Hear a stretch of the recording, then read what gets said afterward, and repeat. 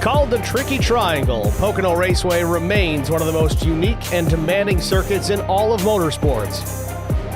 Nestled in the Pocono Mountains of northeastern Pennsylvania, this 2.5-mile tri-oval still challenges drivers with 3 distinctly different corners. Turn 1 banked at 14 degrees, Turn 2 at 8, and Turn 3 at just 6, each inspired by a different iconic speedway. Those 3 turns are tied together by 3 very different straightaways, including the longest straightaway in NASCAR at 3,740 feet, creating a rhythm unlike anywhere else on the schedule. It's a place where compromise is everything. A setup that flies through Turn 1 can struggle in the flatter corners, and the speed you gain down the straights can cost you grip when it matters most. Add in heavy braking into turn number 3, sometimes even a gear change, and you've got one of the toughest tracks to get it exactly right. Since opening in 1969 and expanding to its current layout in 1971, Pocono has built a legacy across generations of racing. From IndyCar legends like Mario Andretti and A.J. Foyt battling in the 500-mile classics, to Richard Petty capturing the inaugural NASCAR Cup race here in 1974. This track has always delivered something different. And tonight, that same challenge belongs to a new generation. The Tricky Triangle sets the stage for strategy, speed, and survival. Tonight, it's the PSRA Open ARCA Series Long Pond 150, and it's next on Track Limits Network.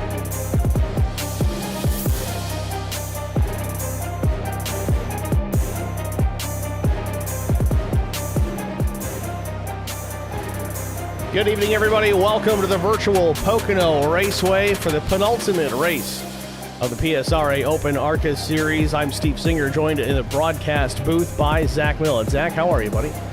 Hey, Steve. How we doing, man? We're doing well, getting ready to get this one underway here tonight. A fun racetrack, but a very different racetrack, one that's extremely unique, as we kind of talked about in the Open. What are really the keys to success to getting around a place like Pocono? Man, consistency, that's everything here. I mean, you got 3 completely different turns, and you really got to stay in the draft here. I mean, you got long straightaways in between them, so we're going to see a lot of guys pull out to pass tonight, even if they're a little faster. But if they're stuck on the bottom and the train up top goes by, it's going to make their life absolutely hard. Open setups here tonight at Pocono Raceway. Some drivers all thinking that they've got it figured out, but 3 different gear selections as far as the rear gear is concerned tonight. Some drivers running a 3 1/4, some the 307, some the 340.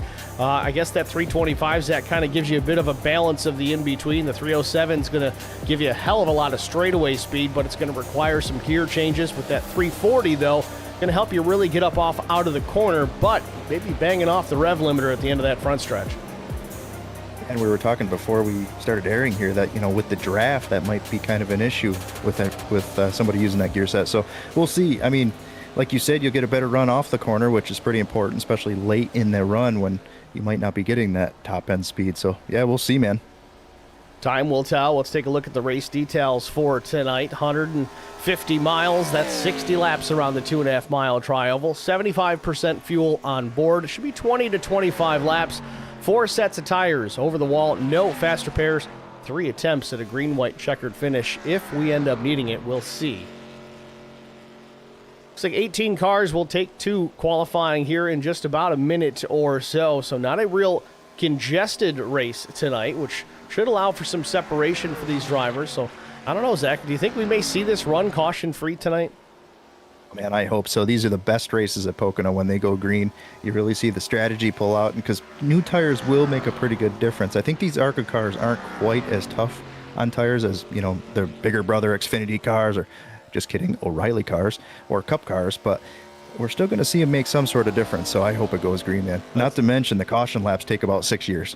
I was going to say, first of all, that's $1 in the jar, Zach. Second of all, yes, the caution laps around this place, I think they're about 2.5 minutes start to finish. So let's try to run as few of those as humanly possible. Amen. Fast time so far, it is the Pennsylvania native of Drew Blaze topping the charts at a 52.36. Cole Ansley with a 42. That's a pretty big discrepancy there from first to second. Might have been aided by the draft. We'll see how those times line up in qualifying. Matt Nicholson with a 4.26. Will Jones, 5.06. Bobby Hamilton Jr., the 5.56 as the session comes to a close. And we won't waste any time. We're going to get right into qualifying.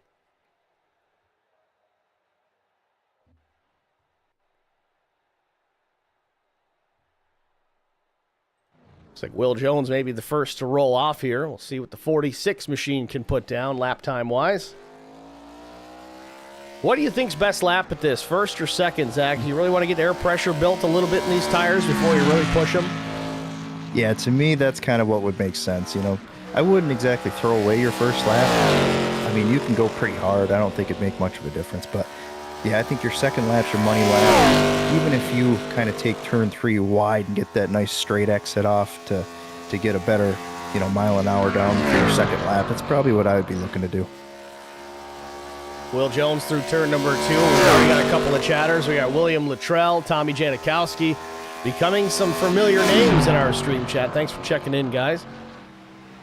Heck yeah, it's awesome to see.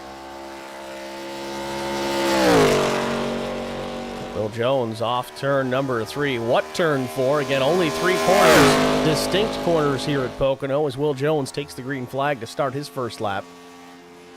Man, this place is so cool. It's just so unique. It's kind of, you know, it's kind of a track that's just by itself in this aspect. And I don't know, Steve, I'm really kind of hoping to actually go there this year. Pocono's a fun place. You can't see a whole lot, but it's still a fun atmosphere. You can get tickets as high up as you possibly can. You might just be all right. If not, go for those grandstands on the exit of turn 3 on the infield. Oh, yeah, that would be a good spot. Yeah, all I need is pretty good height and maybe a jumper. That'd be good. Will Jones into turn number 1. We heard him, and I think he was just keeping his foot off the gas enough to keep it off the chip. So he might be running a different gear in qualifying. And again, that's something that is allowed. It's an open setup series. They have different sets for different sessions, qualifying being one of them. Will crosses start finish, locks in his lap, and it's 52.68. And Bobby Jr. goes a 52.93. Yeah, Will's still kind of bumping his own throttle there, not using the rev limiter, the chip, so to speak, to do it for him. So I'll be wondering what gear ratio he's running, at least in qualifying. That's a good point, Steve. I mean, they know they're obviously going to be out here by themselves, so that extra little bit of mile an hour might be pretty useful. But heck of a lap by Will there for his first lap. I mean, huge gap to P3. Had a big moment there in turn 2. Had a lift out of the throttle, just inches off the wall. We're going to see that a lot tonight. That tunnel turn is where it bites most people, especially when you're too wide. It's tough. Will Jones back to start finish. Qualifying attempt in the book. And does not improve. Is 72, but he sits provisional pole for now.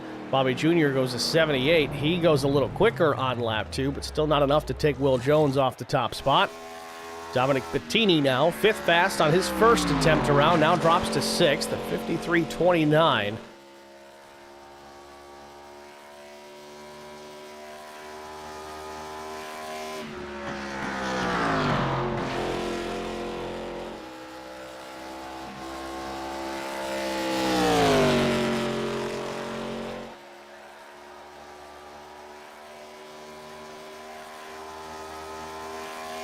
A little slower for Bettini on lap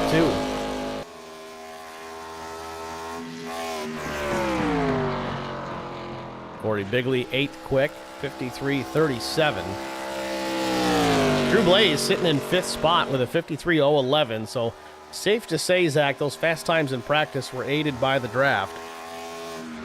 Yeah, and we'll see. I think his second lap, as long as it's mistake-free, I think it's going to be a big pickup. Slight improvement for Bigley. Not a lot there. About half a tenth, maybe. Puts him P8.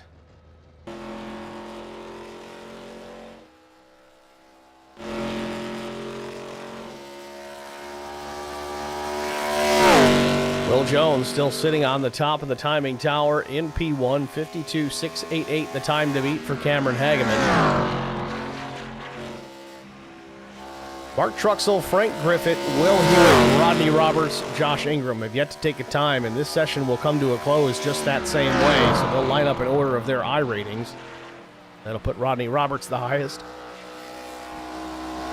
Like the 24 might have scraped the wall just barely off the tunnel turn. We'll see if it'll count against him here if the time doesn't pop up. Oh, it gave it to him. Good deal. Picked it up. 12th quick for Cameron Hageman.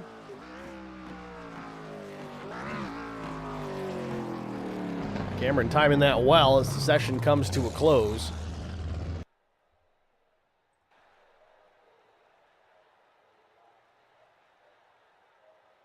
Yeah, it looks like some of our fast cars in practice might have made a mistake in qualifying, may have scraped the wall on one of the exits. Well, So, again, we'll Zach, see. I mean, a lot of that could have just been related to the draft in practice. They may have been fast in that session, but I don't know. We'll see how this plays out in the race itself. So with that, let's take a look at our starting grid. On the pole position with a lap time, 52.688 seconds. It's the 46 of Will Jones.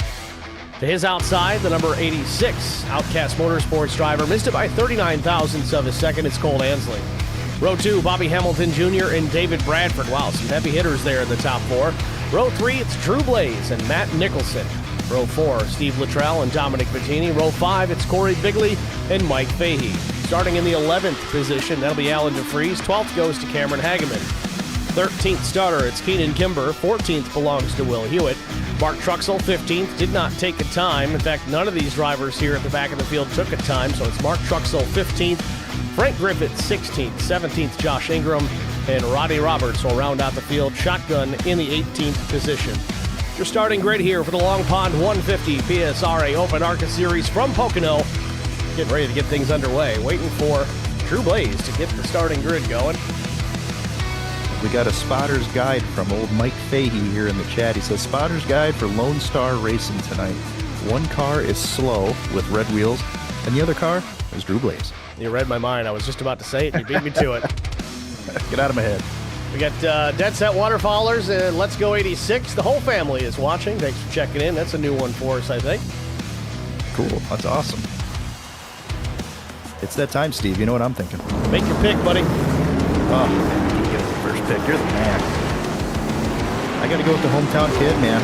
And I wasn't looking at that fast time in practice. I was looking at how consistent it was. His fall-off was not that massive. And I'm thinking it's going to pay off. I'm going to go with the old Track Limits Network Chevrolet Drew Blaze. Well, I'm just going to follow it up. I'm going to go with the pole sitter, Will Jones. His luck's starting to turn around. He's got that win under his belt. Maybe things are looking bright for the driver, the number 46. So we'll go with the Toyota. One of very few in the field, Will Jones, to take the win tonight. I was happy to see Will get that win. He was well deserving of that. It was about time to see him in victory lane. Race details in case you missed it. 60 laps, 150 miles the distance tonight. 75% fuel. Translation, 20 to 25 laps on a tank of fuel if we run them all under green flag conditions. 4 sets of tires over the wall. No fast repairs. 0 zip zillage. And 3 attempts at a green-white checkered finish.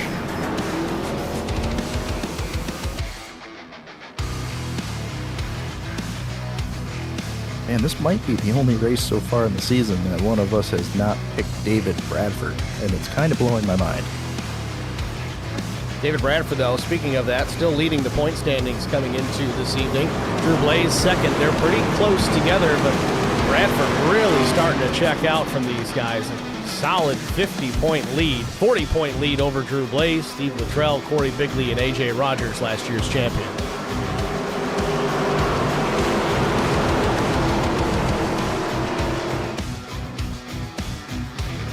Green flag. Green flag is in the air. We are underway from Pocono Raceway.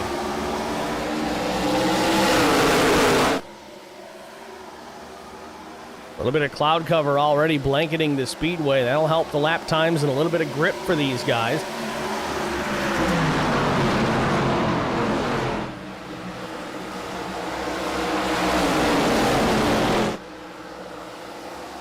Field clean out of turn number 1. Cole Ansley takes over the top spot. Must be running a little bit better gear out of the 86 because he fired out of turn number 1.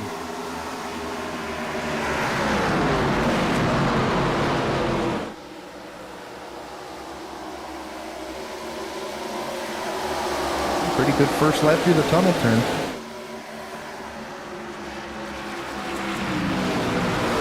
Steve Luttrell, Matt Nicholson side by side off turn number 3, but coming back to start finish. Cole Ansley's going to pick up lap number 1 lead.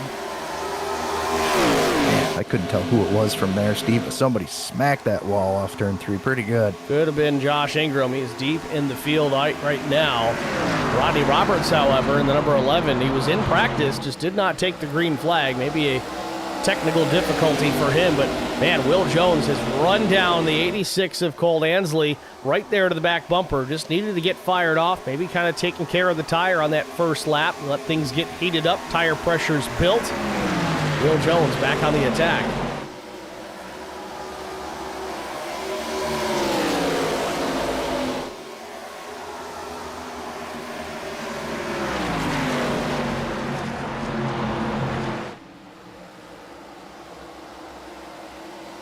Jones slips and slides off turn 3 as they come back to start finish. It's going to be interesting to see if the dirty air really plays havoc with these guys in these turns with how flat they are, as we see Will Jones peek into the inside here. Jones handling well on the front straightaway, takes the top spot from Colt Ansley, but slides it across the nose of the 86. Colt now with that good exit speed, back on the attack. They're going to have a choice to make here if they're going to single file it out before the tunnel turn. We'll go side by side it is. Ooh, man, you see all of the narrows out on exit there. Set up for Will Jones. He seems to lose just a little bit of momentum off turn 1, but everywhere else, I think he's got it nailed.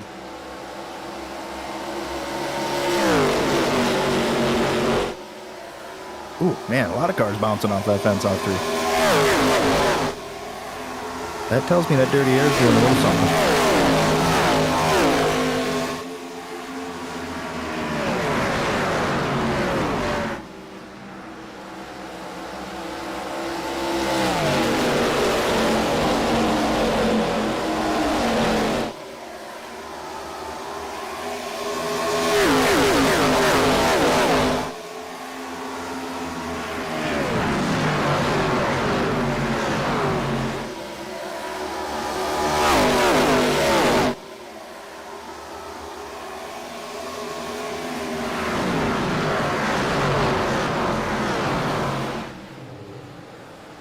Jones hanging on to the lead here, 0.4 of a second over Cole Ansley. Battle behind him between Nicholson and Drew Blaze. Might have been a little bit of contact between those two off of turn number 3. Blaze to the inside, and the track limits Ford Mustang.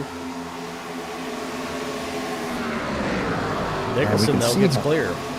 Drew actually pulled out of line towards the tunnel turn to make the pass on that 4 car, but because he was stuck on that inside lane for these straightaways, without that draft, you just fall and fall and fall until you can get a window to pop back up, and you see him do that right there.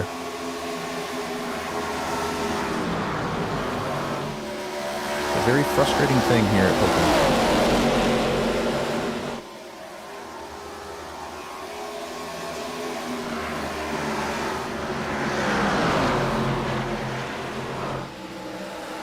Bobby Hamilton Jr. and Steve Luttrell side by side. Off turn number 3, big wiggle for the 36 of Luttrell. But Bobby in the same boat now as Drew Blaze was with no real draft assist. He's going to have to tuck back in behind the 88. Luttrell steps out of line here. He'll try to take the spot from Nicholson.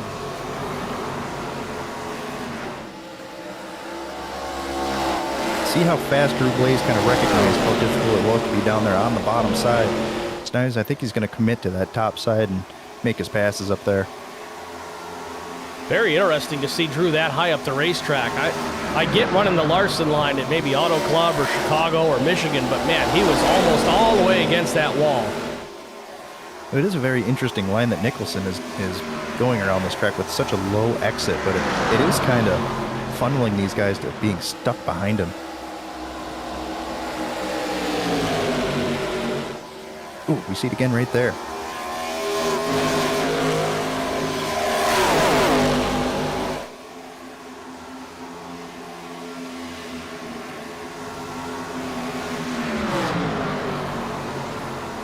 Oh, Drew catches the wall there.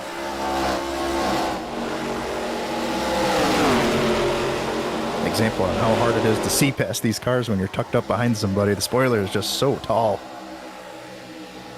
Even still, though, Drew able to carry momentum off the corner. Get back around Bobby Hamilton Jr. and tuck back up to the 4 of Matt Nicholson. Meanwhile, Will Jones continues to lead. 0.6 now back to Colt Ansley. Oh, a little bit of contact. Ooh. Domino effect there. Nicholson down the racetrack. He had his hands full. That's exactly what Drew wanted, though. He knew he had to get to the top side of that 4-car to make that pass complete.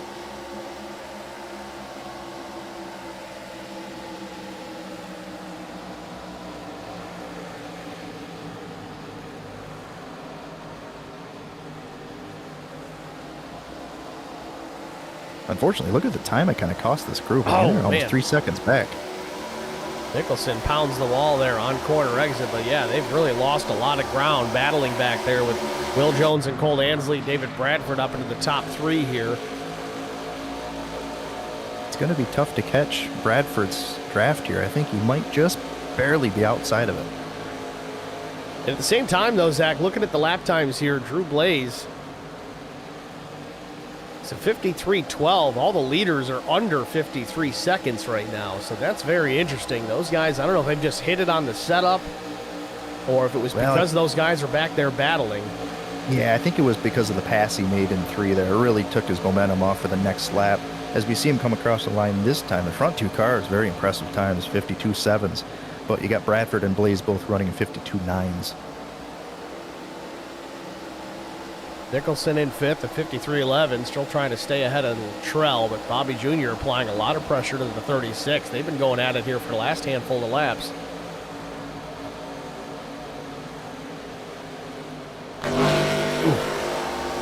him kind of throw it in there for the pass, but you just run out of room so quick here, and it's so frustrating again to have to pull back in line after trying to make that pass so many times.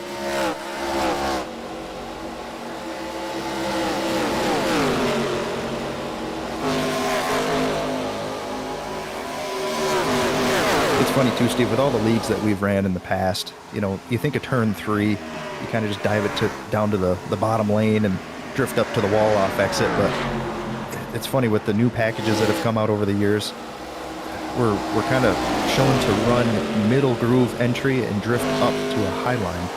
That way you come off on the high line on exit and you don't lose all the spots being stuck on the inside. It's very strange now. A lot of that, too, it allows you to carry a little bit more exit speed than you typically would, which is going to help you at the big end of that front straightaway. Yeah, it's a very awkward diamond, but it does work.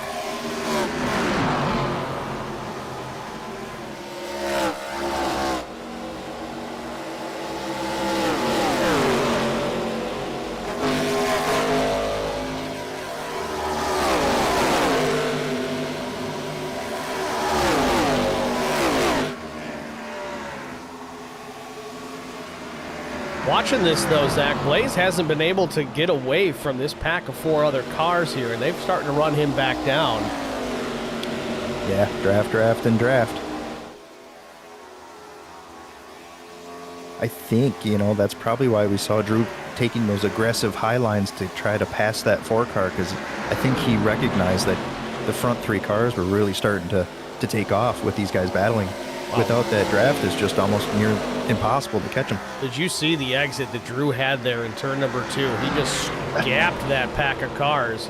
Yeah, I think he's got a heck of a setup under him here. He just has to get that draft to get back with that front group.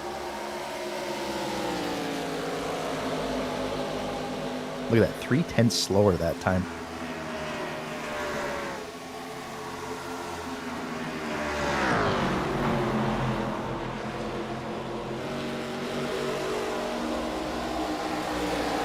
Oh, Luttrell with a big run.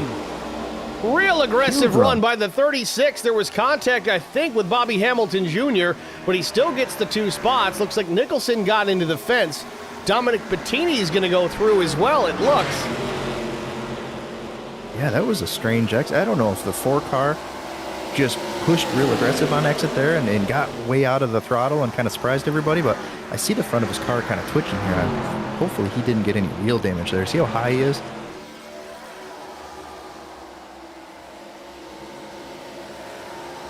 Very interesting.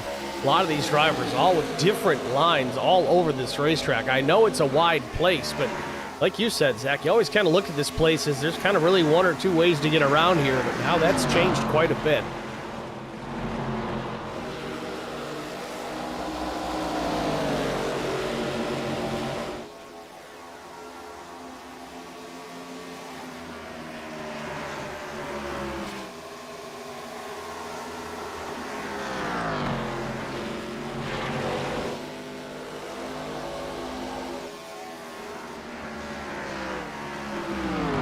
They have a battle here for second before too long as David Bradford are just about a car length and a half off the back bumper of Cole Ansley.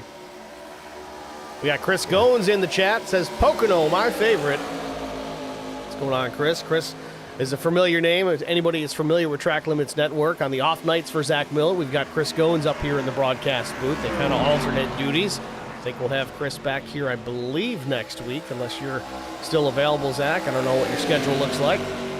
Yeah, I think I'm off next Sunday, and then after that I'm gone for the next 2. Very good.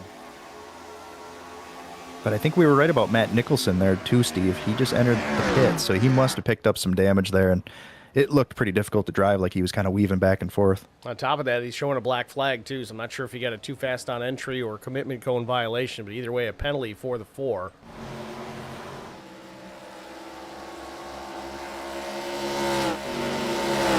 I'll tell you, this is exactly what Will Jones wants to see. He wants to see these two guys go at it lap after lap and watch them just get smaller and smaller in his mirror. Well, and you know, Jones and Bradford are running very similar setups.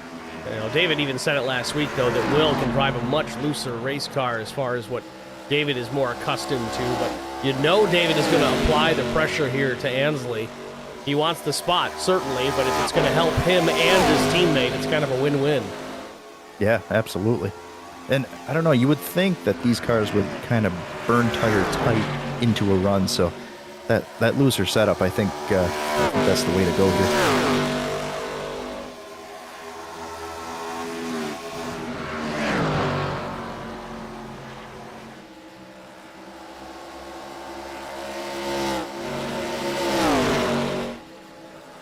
Bit of a run off turn 3 for David Bradford. He's going to stick the nose to the inside as they cross start finish. Should be able to get it done here down in turn 1. Let's see if he's going to have enough to clear. He's going to have to make sure he clears on entry here and slide up. Drove it in deep, but not enough. Well, maybe he's got him. He might have good bite here. Yeah, well done. Really good exit.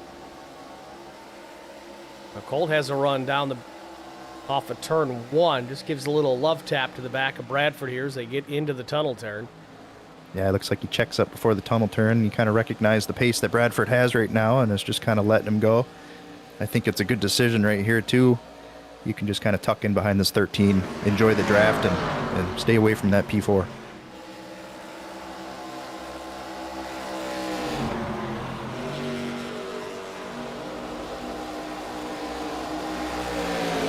Bobby Jr. and Steve Luttrell still going at it here.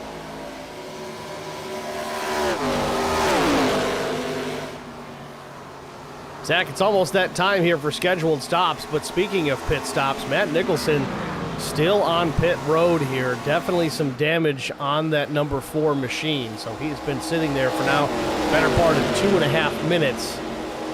His chances at a win have disappeared. Yeah, you hate to see it. I think it's what we saw there coming off turn 1 with the big checkup that the 4 cars had there. I think he just maybe got the wall and really caused some damage to that thing. Mark Truxell also made a pit stop back in lap 14, a little premature for the number 5 machine. He's shown in the 16th position, 1 lap down. That's the thing about this place, is you can typically get a pit stop taken care of without losing a lap under green flag conditions, depending on where you are on the speedway. But again, Truxell was a little bit deeper in the field, likely due to him not trying to qualify here tonight. That's something we see Mark do quite a bit, so don't be too alarmed by it. But he's going to need the benefit of a caution here, likely to get back on the lead lap. And I guess you could make this race a triple stop, but I mean the pace really hasn't fallen off too bad for lap 18. I mean, we see the majority of cars about 6 or 7 tenths off their fastest lap. So I don't know. To me, Steve, that's run your tank dry kind of pace. Steve Luttrell, pretty fast race car here tonight. He's been able to hold off the advance from Bobby Hamilton Jr., all while still being able to run Drew Blaze back down, again, late in the run. We've got Daniel Valavir, something like that, in the chat, says hello. Thanks for checking in. I'm just going to call you Dan or Dana. Maybe it's both. I don't know.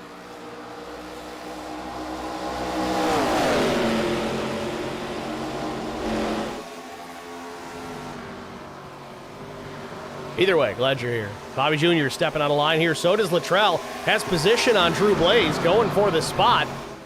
This would be for fourth if he can get clear. Not going to happen, though. Yeah, Blaze has just been so quick through the tunnel turn today, but still side by side now into turn 3. Drew's way up the track. Watch the run that the 88 should get here on exit. It's not going to be enough, though, as 36 is going to slide job, or does he? No, leaves the space for Drew Blaze. Yeah, that's surprising because I think Drew went a little too high there. I mean, I think Luttrell could have probably cleared him. Meanwhile, Bobby Hamilton Jr., Will Hewitt on pit road for their first scheduled stop.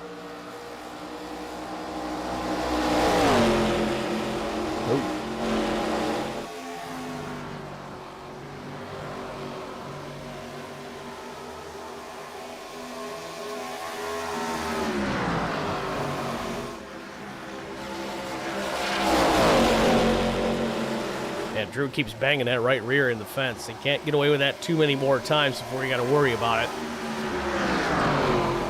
Yeah, these things just aren't as tough as those next gens where you can just kind of go straight to the wall every lap and it'll be fine. But Drew Blaze is going to pit here. Drew Blaze off turn 3 comes to pit road. David Bradford's going to do the same. Corey Bigley also on pit road. I think this is a smart play by the 88. I think he knows he has the pace. And I think he needs to get out there and take advantage of fresh tires every lap he can get. If it runs green to the end, he's already put himself in position to one more stop this race, call it a 2-stop total race, and he'd be good to go. You got Mark Truxell, though, came down at lap 14, Hewitt and Hamilton lap 19, so they got to be careful here. If this runs green all the way to the end, they're going to likely be in a fuel situation before this race ends. It's going to be interesting, too. We see him take 4 tires here. That last stop, we know Drew Blaze likes to maybe throw some strategy at it, along with, David Bradford and some of these other guys. It'd be interesting to see if some of these guys maybe dabble with 2 tires for that last stop to make up some track position. Would not shock me, even if Blaze was leading, to see him do it anyway. I kind of expect him to do it this stop, honestly. Will Jones, Cole Ansley, Mike Fahey all on pit road now. Scheduled stops under the green flag here at Pocono Raceway.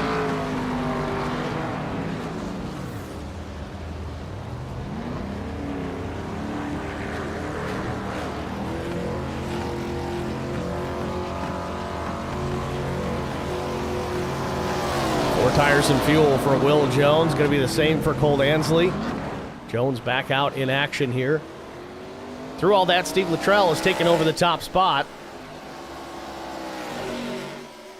Dominic Bettini, Cameron Hageman, Keenan Kimber, Frank Griffith, the top 5. Looks like Luttrell may be coming down this time by, and he does.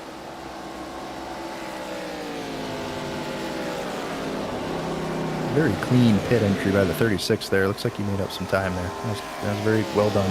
How is the pit entry here at Pocono, Zach? I know it's something that you really focus on trying to gain time at. Turn 3 seems a little out there compared to where pit entry actually is. Is this place really tough to get into pit road? No, it's one of the easy ones. The only thing you really have to adjust is your exit off 3. You got to obviously be much lower. You could just do it a normal exit, but you got to turn it down pretty quick if you're coming off towards the wall. So I usually kind of stay towards the apron a little bit, and it's a pretty much straight shot. You just got to practice your brake zones and make sure you're at the right speed before those cones. Mike Fahey will come to pit lane in his Track Limits Network colors, but a black flag to be served. I don't know if he got a blend line violation or too fast on exit. Either way, the 19 on pit road unscheduled. Man, I hate to see that. If it is the blend line, yeah, I can fully understand it. It's a really tough one here. You can't even see, like, the cone out there or the line when you're exiting pit road. You just kind of have to trust it. That's way down on the low side. Cameron Hageman now into his pit box as Dominic Bettini is the new race leader. Dominic's still out there on his original set of tires and the first amount of fuel he put in it before the race got underway. He's going to stretch this to the maximum distance the fuel cell will allow.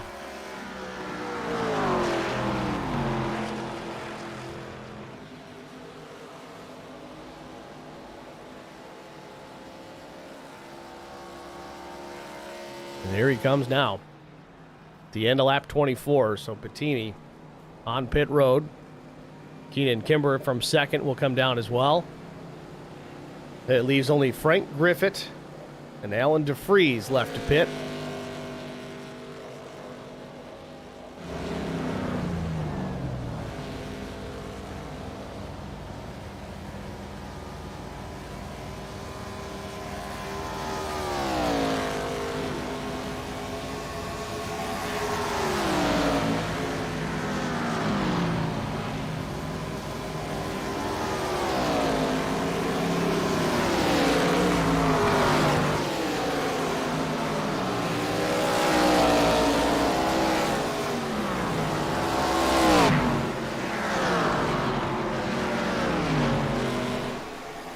So Frank Griffith out in front, still needing to make a pit stop. Alan DeFries in P5. He needs to do the same. But Will Jones has completed his pit work. He runs second, only 2.5 seconds back from the 54 of Frank Griffith. Sun peeking back out. Bradford running in third. He'll take the second spot when Frank finally comes to pit lane, but he'll stay out another lap here.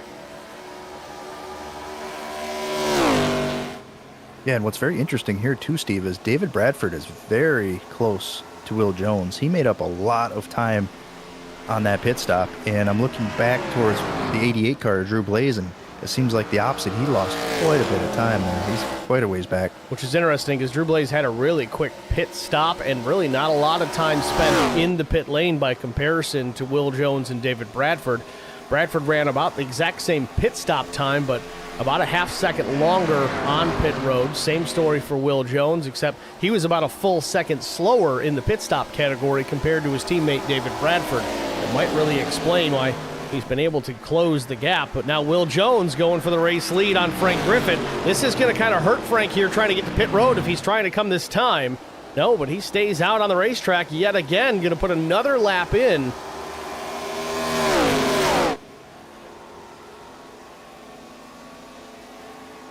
And Alan DeFries decides he's had enough, and he's in trouble.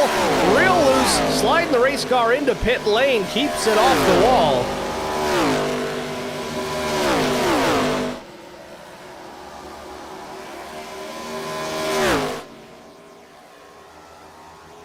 So there's your top four drivers, Jones, Bradford, Griffith, Ansley. Again, I'm expecting to see Frank come down here and pit at any moment.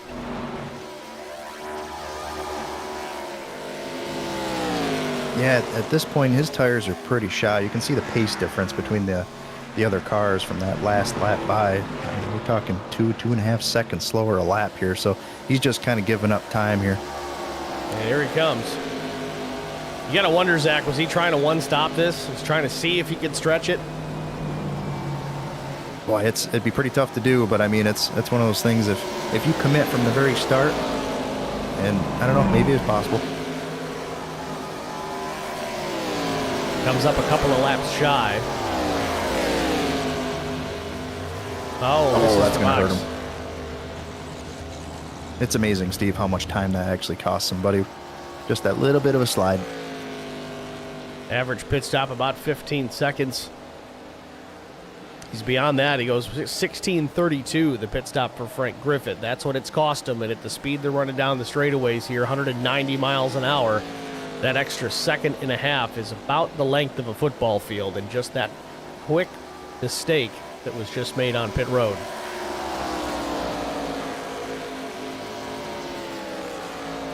So the Bradford Aeroworks drivers leading 1 and 2 right now. Colt Ansley back there in the third spot, but a significant distance back to Colt, 3.5 full seconds to P3. Drew Blaze runs in fourth. Bobby Hamilton Jr.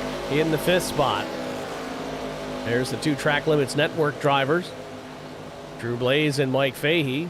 For the record, I didn't know they were doing this, but pretty cool that they did. Supporting the broadcast platform. Boy, definitely good-looking cars, too. I don't know if Drew did these or if Fahey did these, but phenomenal work. And the only difference really is the color of the wheels. Well, and the pace, of course. We're seeing Bobby Hamilton actually make some pretty good laps here as he's catching Drew Blaze. I think this is going to be the best thing for these two cars if they just work together instead of kind of trying to pass each other every other lap. If they just kind of stay in a line here with Fahey, I think they could probably make some ground on Colt here since he's running alone. They're going to have to figure something out as those guys are a ways up. 10 seconds plus up to the race lead from here. Mike Fahey, though, look at the draft that he pulled off the back bumper of Bobby Jr. there. Oh, it was incredible.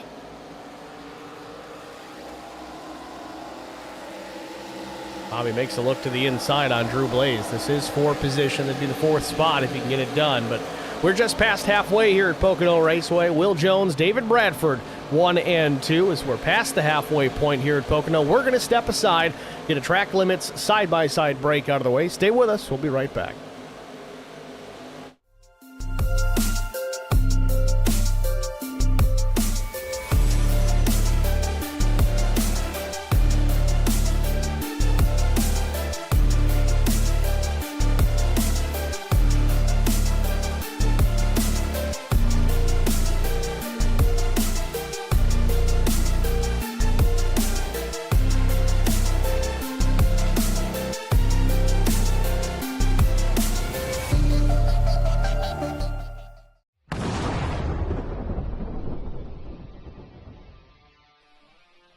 Spartan Transportation and Spartan Logistic Management is your one source for all your shipping needs. 53-foot dry van shipments, auto transport shipments, full-service in-house brokerage, drop lot facilities, just-in-time deliveries to all auto manufacturers, facilities in St. Louis, Missouri, Kansas City, Missouri, and Indianapolis, Indiana. Spartan Logistics LLC, proud sponsor of the IROC Series, Kyle Steffens UMP Modified and Silver Crown Driver, and Gordy Gundaker, World of Outlaws late model. Visit us at spartan-logistics.net or find us on Facebook.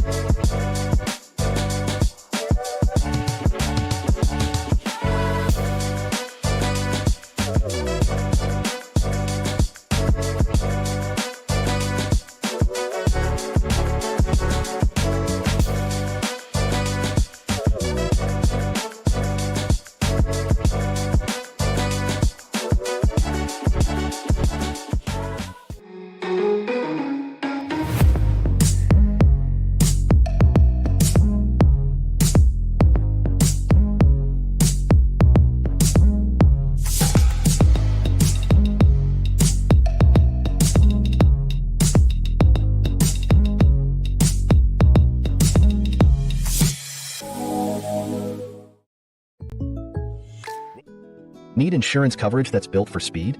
Frank Yea's office in South Charleston has your back. Whether you're blazing down the highway, protecting the home you've built, or setting up a legacy for your family, we've got the coverage you need. Auto, home, life, fast, simple, and made for you. Scan the QR code on your screen now to explore all our services and start a free quote today. Lock it in, save it for later, or call us at 304-744-7700 to get started.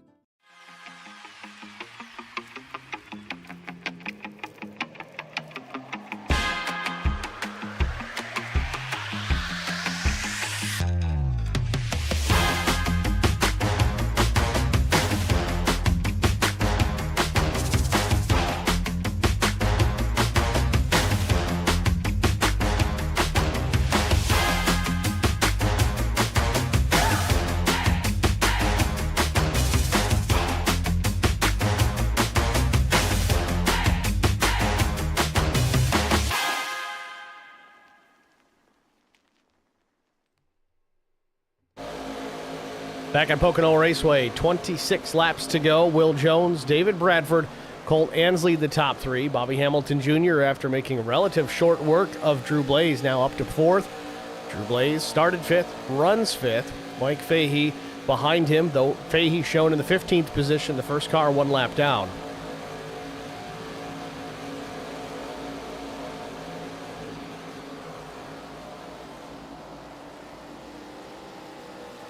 You gotta wonder, Zach, are they just trying to get more TV time here? Because it's working. Yeah, it's hard not to look at them with those paints. They look good. Especially when they're running together like that. It looks pretty sharp.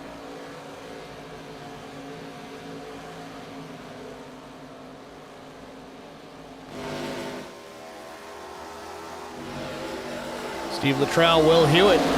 Battle about to pick up here. This would be for the 6th spot.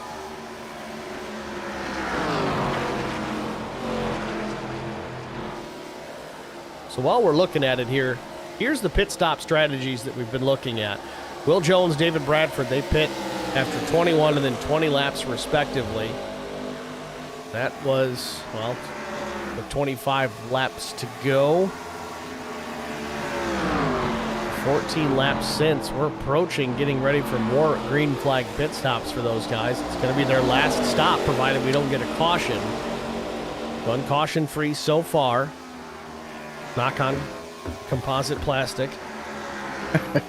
And how many sets of tires did we have tonight? Was it 4 over the wall? Yeah, we had 4 sets of tires available. So, I mean, if we get a late caution, it may kind of entice some of those guys to come down and maybe gamble. It's not a huge field, and we've only got now 12 cars on the lead lap. So depending on how late in the race, if we do catch that yellow, you might see some guys at the back kind of gamble, bolt on 4 freshies, and head back out and see what they can pick up. Now just imagine if we had 1 or 2 less sets of tires over that wall. That late pits with the anticipation of a late caution and having 5 lap newer tires than the field. Oh, man, that just makes it crazy. Well, there is some talk of that coming into next season, of reducing the number of tire sets available over the wall. Certainly not a cost savings measure like we would see in professional stock car racing today, but more of a forced strategy type situation. They did put that out to a vote for all the drivers within the league. We were looking at as little as 2 sets, as many as keeping it the way that it is. I think we landed somewhere in the middle. I don't know if it's been official just yet, but I think that's where we ended up. So maybe some extra strategy to be played out next season. We'll see.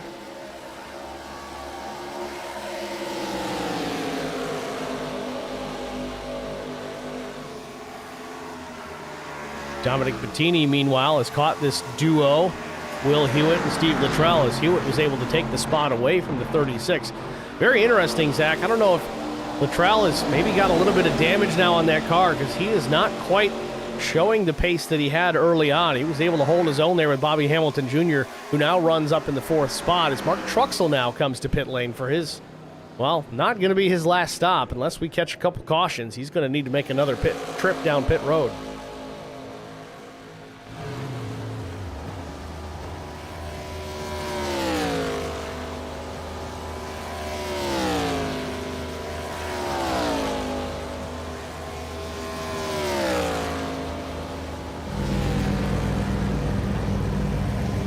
Drew Blaze now on pit road with 22 to go. He knows he's within his window. He might be gambling here to try to get some track position, trying to work that undercut. Yeah, and with that extra set over the wall, I think he doesn't have much choice. I was watching his last few laps, and maybe he just took a wrong swing at it, because he looked real tight. He was really off pace. I don't see any damage down the right side of that car, so it might be his last chance to take another big swing at it and see if he can go in the right direction. Might be some 4x4s between the roll cage and the skin of that race car, because he's been in the wall quite a bit. For it to look that straight still, I'm impressed. Yeah, they made that car pretty well this week. Ken Couch in the chat says, come on, Blaze and Fahey. Sorry, couldn't make it. Spending Easter with the family out of town. Good luck, guys. Happy Easter, Ken. Thanks for at least checking in, man. We do appreciate that. As more pit stops, David Bradford, Bobby Jr. also on pit lane. Ooh, the undercut from P2, the teammate. This is going to pan out to be very interesting. Well, I'm wondering if David saw Drew come down and pit. I know he's kind of a ways back there, but anything could happen. I think he was kind of thinking, you know what, I'm within the window. I might as well just come now to keep that gap. As Bobby has a little bit of an issue in pit lane. He's all crossed up here, and he had to back the car up to get into the pit box. Yeah, that was just bad luck for Bobby there. As soon as he was coming into his box, Bradford was leaving, and he just couldn't see his box and had to kind of pull in there gingerly. Now the leader, Will Jones, to pit lane for what should be the final stop. The number 46, Bradford Aeroworks driver. Sandhill Farms Properties LLC. Clean entry into his pit box. Right side tire change for Will Jones. Will we see a 2-tire stop? I doubt it.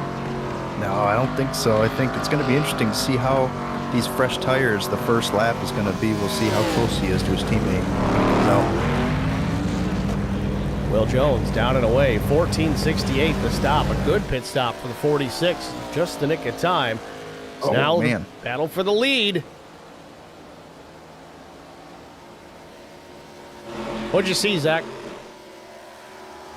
Well, I figured it was going to be real close into one there for the teammates, but I'm seeing Will Jones still ahead of David. Just barely.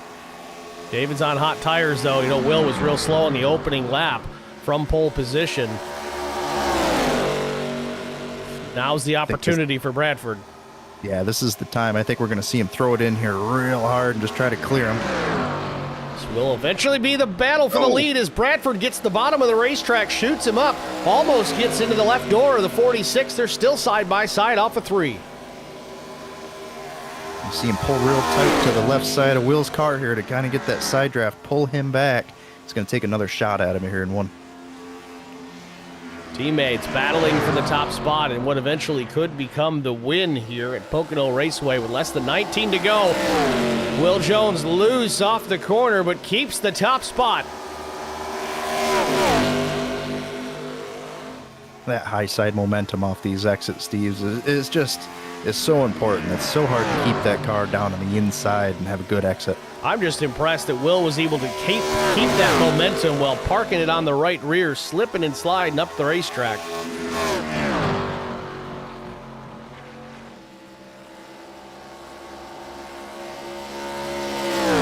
He's just about dirt tracking it out of 3 there. Yeah, and I think we're going to see Bradford just try to get back up to Will's car, maybe cool his tires down for a few laps. He's still got 18 laps to go here, so he's got lots of time to maybe make another run at it, because Will's got obviously 1 lap newer tires, so. Well, you're right though, Steve. They are slipping and sliding. Loose is fast, and it's showing itself here tonight in Pocono. It's just incredible, the gap. These Bradford Aeroworks cars, man. I mean, these guys are coming out of the tunnel turn, P3 and 4 on the middle of the straightaway, just getting into the tunnel turn right now. It does go to show you that the setup does matter, but at the same token, these guys can drive this setup. It doesn't necessarily mean that you could plug this into any other driver. Would they be able to keep up? We don't know. But in many cases, not really going to happen. David Bradford said it last week. Will Jones, accustomed to driving a much looser setup than him, and we're seeing the fruits of that right now with Will Jones able to hang on to that race lead, or what eventually will be the race lead once Bettini and Kimber decide to make their final pit stops. I feel like Will's got really good pace here. I mean, obviously he's on the tires and he's really flying, but looking at Bradford's car, he's running pretty hard. Just trying to stay with Will here.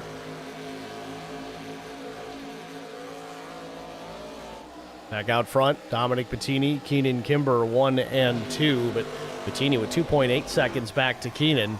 Again, both drivers still needing to make one more pit stop.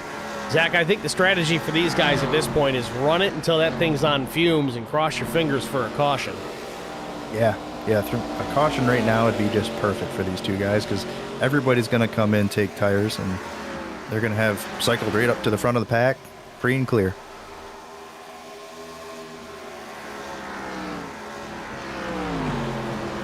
Top 2 all about 14 plus seconds ahead of 3rd and 4th place, Jones and Bradford. Cole Ansley now back to 5th. Blaze is 6th. Bobby Jr. 7th. Steve Luttrell back in the company of the 25. He runs 8th. Will Hewitt 9th. Corey Bigley is 10th.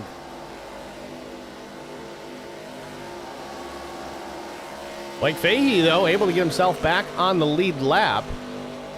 Though he still needs to make a pit stop as well, so likely going to give that one back up later. Speaking of drivers who would love to see a caution,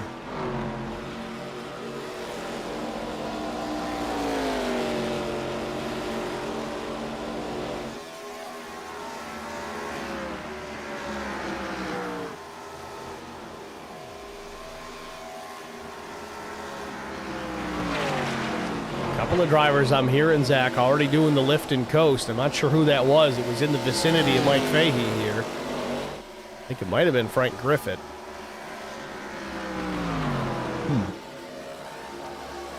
That's interesting. Yeah, he's out of the throttle right now unless he's running that real big gear.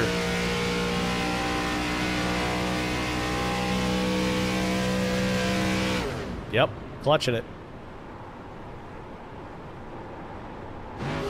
Well, the problem is if he was out in the lead with, like a 30-second lead and was able to, maybe be close to making the finish, it probably makes sense to do. But, I mean, the guys on new tires, they can obviously make it to the end, and they're already ahead of them. So, I don't know.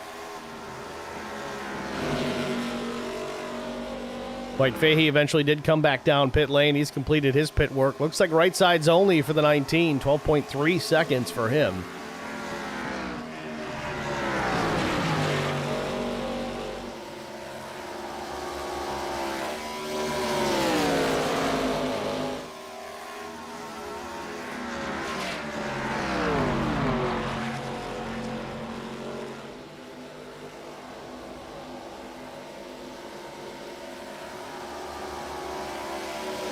Thirteen laps to go here from Pocono Raceway. It's Bettini, Kimber, Jones, Bradford, Ansley, the top five. The top two drivers still needing to make one final pit stop before this one's all said and done. Taking a look at that strategy again.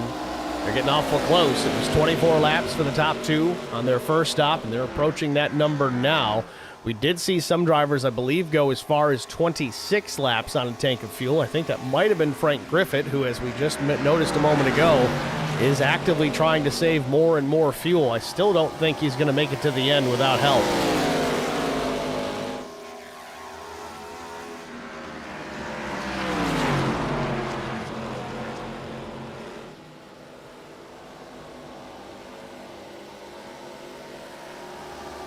And Bettini on pit road.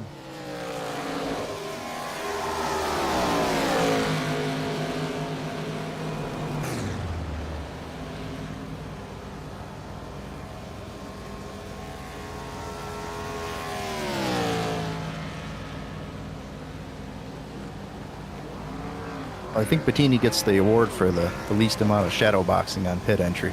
That was well done. Right sides only for Bettini as well. He'll head back out, 11:42 the time.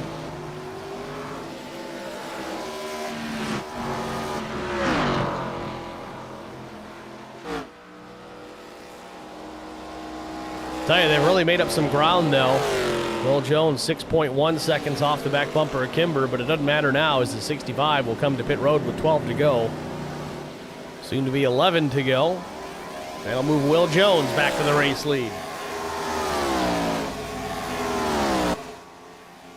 And it's interesting, too, because Bradford kind of had a tough exit of 3 the last lap as they were going around. I believe it was... who was there? I lost track of who that was, but he had a tough exit, and his lap time really didn't show it. I mean, I don't know if he made up time somewhere else, but he's right there still. And the last few laps, they've been within 100th of each other. So being a lap older tires for Bradford, I don't know. I think he's doing a pretty good job. If he could stay with them here for a few extra laps, he might have another run at him. Just under half a second, the lead for Will Jones over teammate David Bradford. Now, Zach, given the point situation, 40-point lead for Bradford coming in tonight over Drew Blaze, who runs in 5th.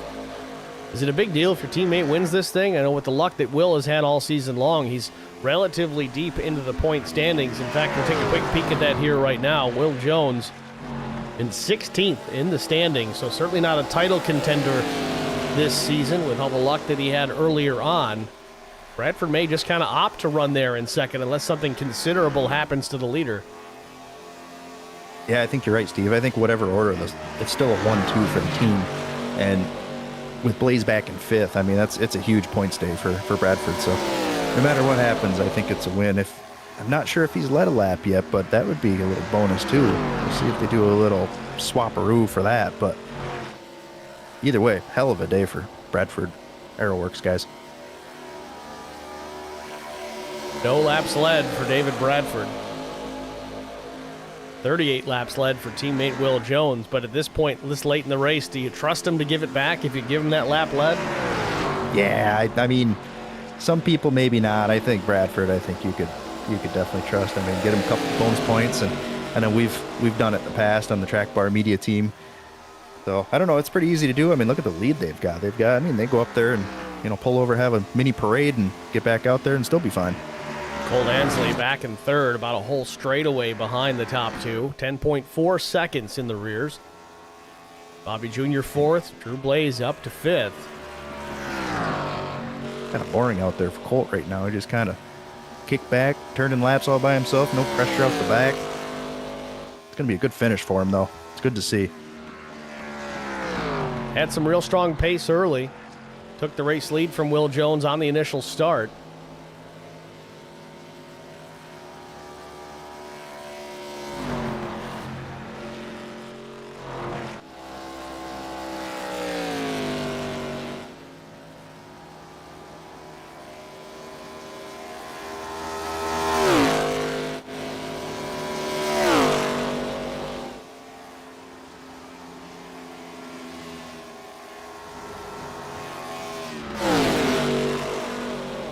Zach, you're right, though. David is catching him. It's now a quarter second, the deficit. He's cut it in half.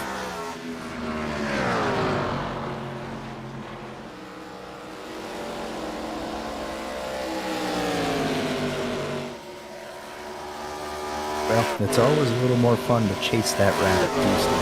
Be in that P2 car.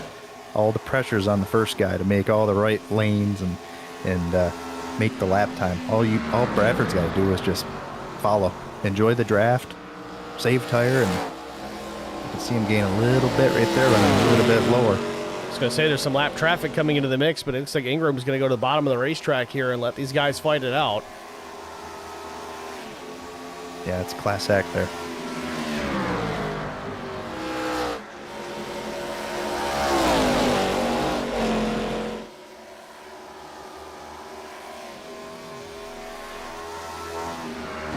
Frank Griffith, on the other hand, still a lead lap car. He may not be as polite about it.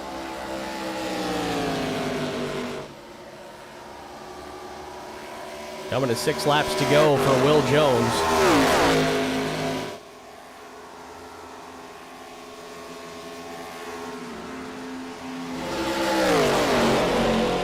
Still a battle here deeper in the field, just outside the top 5, 6th, 7th, and 8th. Bettini and Luttrell side by side.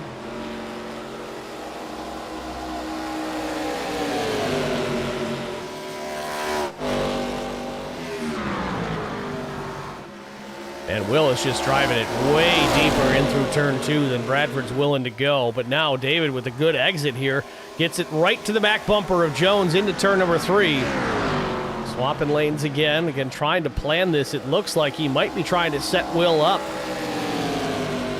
Now Frank Griffith will come to pit lane for his final pit stop. That's kind of what Will wanted to see there. He didn't want that car in front of him just feeding him dirty air, but Bradford's going to have the best run he's had since the fresh tires. We'll see if he kind of suits to just stay in behind him here for a little while longer. Looking good. Pace is looking good. That low line right there, I like that. Because, I mean, to me, Steve, he has that draft no matter what down the straightaway. You can run just a lane lower. Good exit off of 1-2. Beautiful. Takes a peek. Just a 10th off. He's just playing with him here. Trying to get in the mirror, trying to force a mistake. Well, he kind of gets on the apron there in the tunnel turn. It's going to cost him a little bit of time, but we'll see if he shoots out to the inside and try to get that straight line exit and catch him towards 1. Up the racetrack in turn 3. Yeah, getting that clean air on the nose. And you can kind of see the interval here shrink just a little bit. 360, 350. Tommy Janikowski in the chat says those top 2 cars rotate very nice in the turns. Yeah, they're keeping the world from spinning.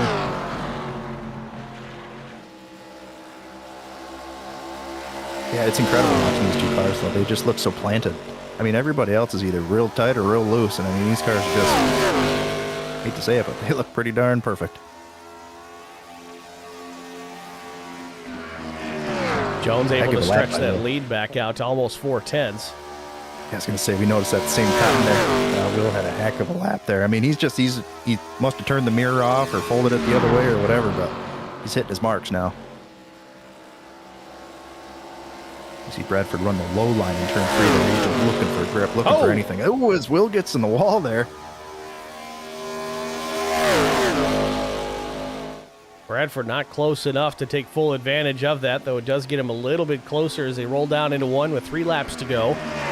First chink in the armor we've seen out of Will Jones all night long. Got into the fence real loose on exit. Again, we are getting deep into the fuel and tire run here for Will Jones and David Bradford. They came down at lap 40 and then 39 respectively. Even with that mistake off the exit, though, he was still 100th faster than Bradford. I think Bradford's really starting to fight his car.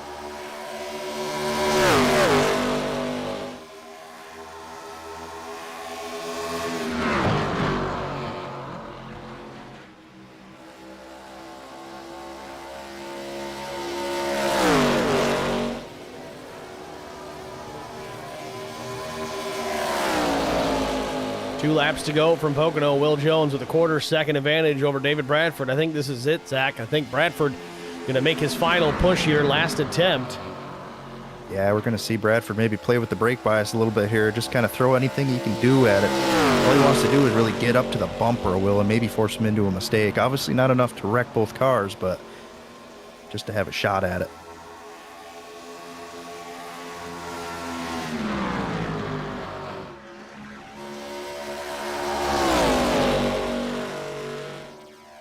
Cole Ansley in third, 13.5 seconds back, so not likely a factor here unless we get a yellow here in the next couple of corners.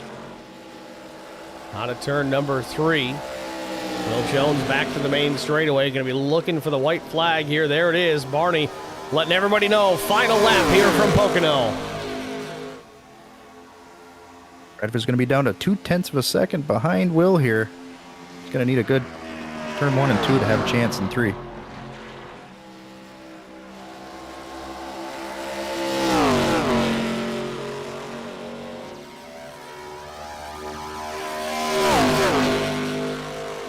Will Jones with the lead, 0.3 over Bradford as they roll into the tunnel turn for the final time. Good run for Bradford. Yeah, he picked up a whole 10th there, Steve. He's going to throw it. He's going to throw it into 3 here. Watch him get it. Oh, he's there. Sticks the nose in. He can't make it stick, but up the racetrack, Will Jones led the most laps here tonight from the pole position. Checkered flag, caution-free race. Will Jones will take the Long Pond 150 over David Bradford. A 1-2 finish for Bradford Aero Works, and the 46 of Will Jones picking up his second win on the season. Cole Ansley will come home in third. Bobby Jr. fourth. Will Hewitt will take fifth. And you got to give it to him, Steve. Will did his job tonight. He ignored the mirror the best he could, and he beat the boss.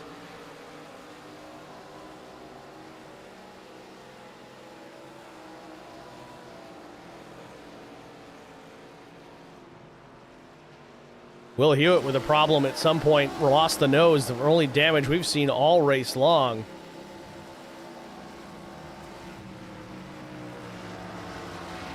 Two weeks in a row, bad luck for Will Hewitt.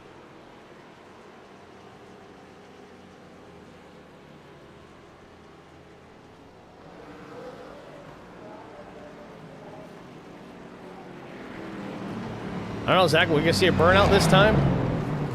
Oh, yeah. Yeah, I think this one's going to feel good.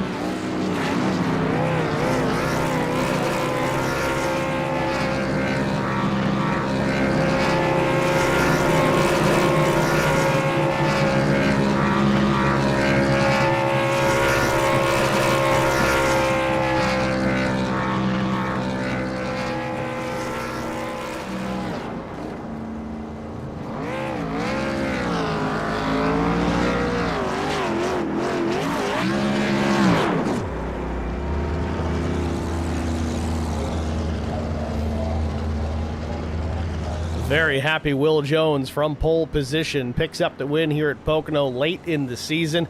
We're going to jump out, get a quick break out of the way, and we'll be back with our top 3 after this. Stay with us.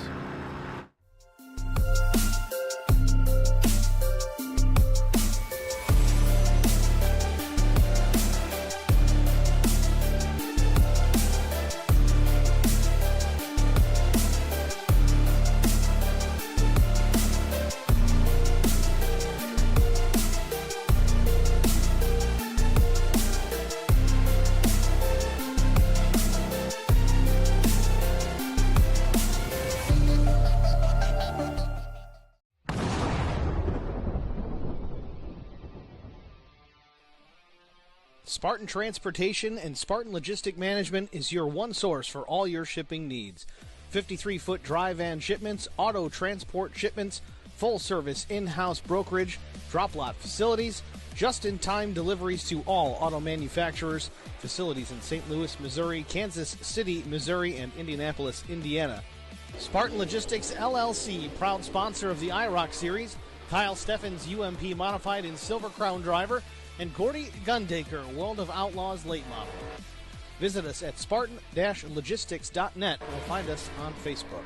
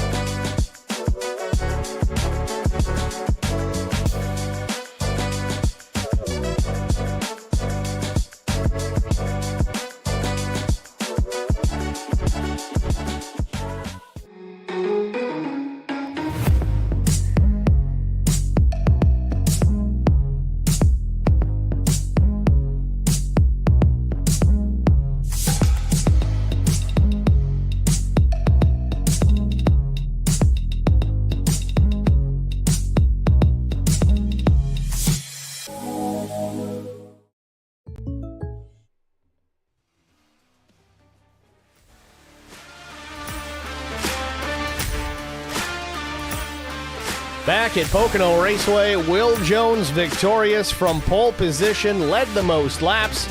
Luck has turned around for the driver of the number 46. Let's get a word with Will Jones and see what his take is on tonight's race. Will, it's Steve and Zach. What track limits? You got us? Yeah, I got you, Steve. Will, congratulations, man. Yet another win here late in the season, finally finding the groove. Pole position, most laps led, and the checkered flag, man. What was going on inside that race car here tonight? Both you and teammate David Bradford, lightning fast. Was it all set up, or was it driver, or a combination of the two? It was set up, man. We got together this week, and we practiced and worked, trying to come up with something because we felt like what we had earlier in the week wasn't good. So we just worked hard, man. It was a team effort, definitely. And I'm sitting here sweating. My hands are sweating. I got sweat running down my back. David put the heat on me. Got a little close there in the final lap. The last couple of corners there. Got a nose to the inside, but you know your teammate's going to race you clean there at the end, and he did just that. You drive away and you take the victory, man. Yeah, I figured he was going to make a charge in that last corner, which I didn't get through the tunnel good all night. That's where I struggled the whole time, and I figured he was going to stick a nose in there, and I'd rather him stick it to me inside than the outside because I knew coming to the line I'd have momentum if he got under me. Next week, Homestead Miami Speedway to close out the season. Certainly not racing for a championship this year, but can you close it out with 3 in a row? I sure hope so. I'm going to give it a try. All right, well, congratulations again, picking up the win here at Pocono Raceway. Who do you want to shout out to before we let you go?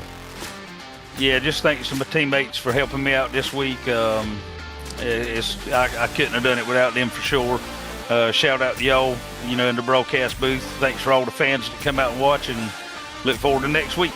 All right, well, job well done. Congratulations. Good luck in Homestead, man. Thanks for talking to us. Thank you, Steve. Will Jones, your race winner here from Pocono. Next, we're going to talk to teammate David Bradford. Started 4th, finished 2nd. Solid run here tonight. Certainly nothing to be too disappointed at. He's going to increase his points lead going into the final race of the season. David, it's Steve and Zach. You got us? Yeah, buddy. David, congrats, man. A 2nd place finish to your teammate. Can't be any better than that aside from switching roles there, but we talked about it during the race. You didn't really need to win this thing. 2nd place was going to be pretty good. As long as Drew Blaze was behind you, you extend that point lead now. What was the game plan tonight? Were you really trying to throw it in there on the final lap, or were you just trying to make it look good for the fans? I tried, of course. We were so equal, I couldn't really do nothing with him with the air. Maybe if I had gotten in front of him, that's why I tried so hard after that pit stop to get around him. But too hard to pass on the bottom here, and like I said, new tires, just drove right back by me, and then I just did what I could to keep the pressure on him. He said he'd been sweating real bad them last couple laps, but that's all I could do, man. I couldn't do nothing further than that. It's just, I threw it off in there because he gave me a shot during the tunnel turn there. He completely missed the exit, and I threw it in there in the 3 just to see if he'd move up at all or, get out of shape a little bit, but, he's too good for that, and he knows I won't wipe him out. You guys certainly hit it on the setup here tonight, driving away from the rest of the field. You put about 14 seconds on third place. What was the key to success here tonight, or are you even willing to share that information? I don't even know if we had any big advantage or anything like that, Steve. It was just, once we got out front, single file, that first run, the top 3, we were able to pull quite a bit. And then no mistakes on pit road. That was the big thing for me. And I told myself once we got out there, I was like, okay, just no more. Don't speed on pit road, none of that. Finish top 2 or 3 here and just get good points tonight. I wanted to win for sure. I mean, he won last week, so I felt like it was my turn. And he's only dumped me 6 times this season, so I felt like he owed me one. Well, one more to go. Next week, Homestead Miami Speedway. Are you going to be one of those bottom feeders, or are you going to be running the wall next week? I don't know. I think I'm going to have to get with my buddy Zach here and ask him what's been going on there. Usually, I've been around the bottom, but if he tells me different, then I'll do different. Fair enough. David, congratulations. Runner-up finish here at Pocono Raceway. Who do you want to thank? Thank everybody watching at home, man, especially you for this broadcast we put on. Got some good things coming for next season, of course, with Bobby and Will. Alan's going to help us admin as well, take some stuff off of me. So really excited for the future next season and have some good fun in the trucks. All right, David. Well, again, job well done. Thanks for talking to us. Good luck at Homestead to close out the season. Thanks, Steve. Thanks, Zach. David Bradford, runner-up here at Pocono Raceway. Next, we'll talk to the 86 of Cole Ansley. We haven't had a chance to talk to him a ton this season, but a solid top 3 here at Pocono. Let's get a word with the driver of the O'Reilly Auto Parts Chevrolet. It's Colt Ansley. Colt, you got us? Got you, man. Colt, congratulations, man. Third place finish. You had a lot of speed right out of the gate. Took the race lead from pole sitter Will Jones, but after that, kind of all went away. Still a solid finish, but what changed in the race car? Was it the track? Was it the setup? What was the story there? I think David and Will were just fast. I knew my only chance to get the lead was to get a good jump, and so I jumped Will on the restart, or on the start, and he was really, really loose going into 1, and I was like, well, if I can make him lift, I'll get a lap led, because I couldn't tell you the last time I led a lap, and was going to try to hold him up a little bit more, but he was probably a good half a tenth to a tenth better than me early on in the run, and then that just kind of continued. Our car was stupidly fast, though. To outpace guys like Bobby and Blaze and Corey Bigley, all the usually really fast guys, I felt really confident. We put a lot of work into the car. I was about done with the ARCA car. I'm not even going to lie to you. I talked to the general manager of Outcast, talked to Matt earlier, and I was like, you know what, just you build sets, and I'm going to work on starting over next season. And then I jumped in a practice session this week just for the heck of it and found some pace, and it kind of reinvigorated my interest in it. And so we worked really hard to get it where it was, and just missing that little bit. But when you're missing it to the 13, the 46, if you're close to them, that means you really hit on something. Well, you're in the ballpark. Certainly the hard work paid off. You keep running top 3, top 5. Those wins going to come, whether it's this season or next. This season, though, one more race to go. Homestead Miami Speedway next week. We asked David Bradford, is he a bottom feeder or is he going to be up top? What say you as far as your strategies for being fast down in Miami next week? Cutting a section out of the wall and making it a Dukes of Hazzard jump. All right. That's it? Man, I got such a love-hate relationship with that track. It can be good. It can also really suck, but I guess Pocono's the same way, so can't really complain. It's the tracks you hate that you run well at, so I'm hoping that, if I could focus some hate onto Homestead, I might run a little better. Well, fair enough. Colt, congratulations, man. Third place finish here at Pocono. Who do you want to thank? Just all the guys for coming out tonight on Easter night, and so appreciate everyone putting their time in. All the Outcast guys. Matt, he got caught up in just, one of those things where the air kind of pushes the car around. Nobody did anything wrong and got some damage, but he had good pace. So I appreciate him for tweaking on the cars. And I've been meaning to do this for a couple of weeks, but I couldn't tell you the last time I had an interview. I kind of had to remember how to do these.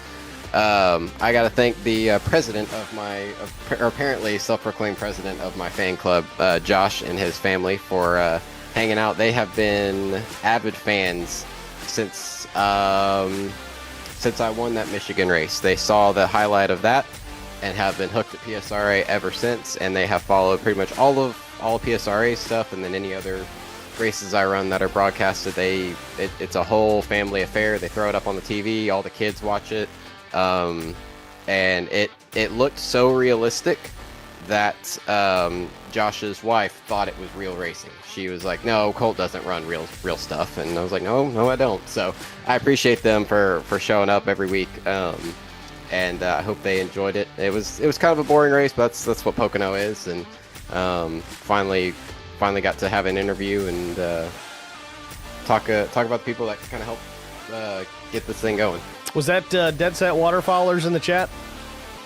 Yep, that was him. All right, perfect. Well, they were in there saying hey, so we certainly appreciate them watching and making a night of it. Colt, congrats again, man. 3rd place here at Pocono. Good luck next week at Homestead. Thanks for chatting with us. Thanks, man. See y'all later. Colt Ansley, 3rd place here tonight. That's going to do it for the interview portion of tonight's broadcast. Let's get into our race results. Of course, we talked to Will Jones, your winner.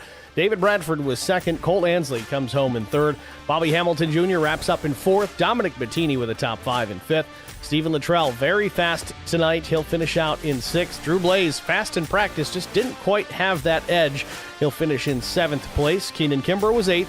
Cameron Hageman 9th. Will Hewitt finishing in the 10th position. 11th went to Corey Bigley. Mark Truxell was 12th. Mike Fahey 13th.